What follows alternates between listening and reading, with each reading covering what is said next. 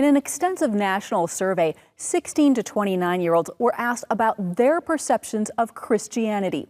And the overwhelming response, anti-homosexual.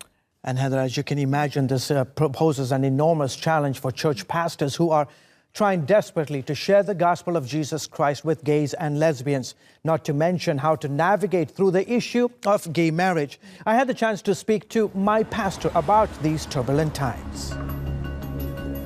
If you had a same-sex couple walk into your church and say they would like to get married, what would your response be?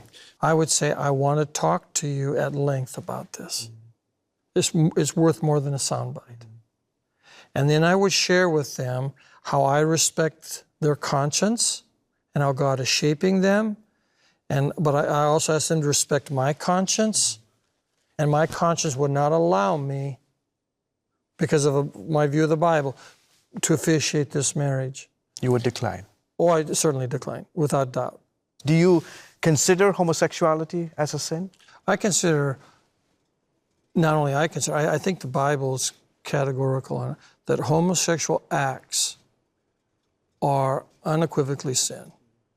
But I want to add to that, so is premarital sex, so is pornography, so is fetishes, so you name it. And the list is gigantic. So yes, it's a sin, but to isolate it out of a larger Christian sexual ethic, to me, is unfair to having a civil discussion about it. How do you, in that scenario that you've described, how do you then help the church better understand, better articulate what our faith says about the issue of homosexuality to the public? I would encourage them first to exhale.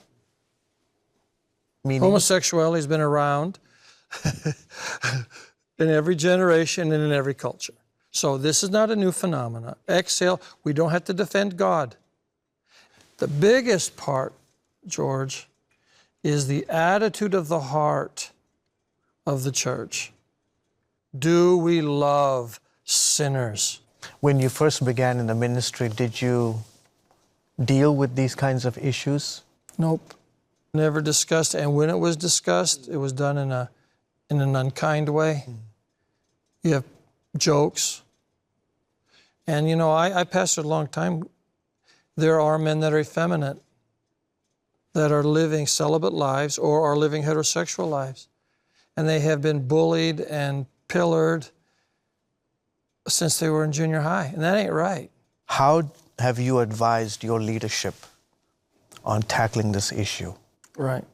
The best statistics I've heard is that about 2 to 3% of an average population would confess the same-sex attraction. And so our church, that would mean we'd have 100, 200, 300 people that are coming to Sunday service. The vast majority of it not confess this same-sex feeling to anybody. Would you want to share your struggle with a pastor that's condemning, that's angry, that would be shocked? You see, until somebody can confess their sin without embarrassment or laughter, they're never going to share it with you. And if we're going to be missional in a postmodern world, we have got to exhale, process our philosophy of ministry, and see this as a divine opportunity. To me, I think it's been a wake-up call. Because the church needs to, I think, reevaluate how we approach all sinners. Come out of the ivory tower. How do you have a relevant gospel where you're still prophetic that right is right and wrong is wrong, and yet you're pastoral and say, I love you unconditionally, even without change?